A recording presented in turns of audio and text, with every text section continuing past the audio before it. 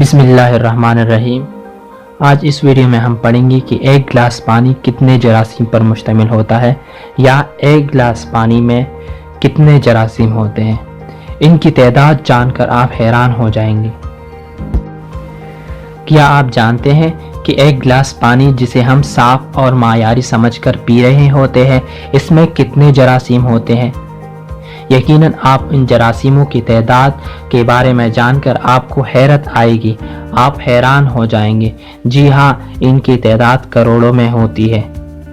اب آپ سمجھیں گے کہ ایک گلاس پانی میں کروڑوں جراثیم کیسے ہو سکتے ہیں۔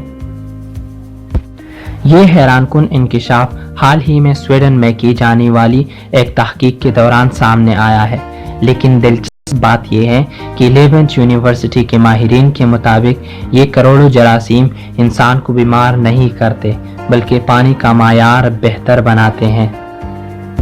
ماہرین کا کہنا ہے کہ مذکورہ جراثیم کی افزائش واٹر ٹریٹمنٹ پلانٹ اور پانی کی پائپس میں ہوتے ہیں، اور یہ انسانی صحت کے لیے نقصان دہ ثابت نہیں ہوتے بلکہ یہ پانی کی معیاری کی بہتری کے لیے بھی ہمارے توقع سے بھی زیادہ بہترین کام کرتے ہیں۔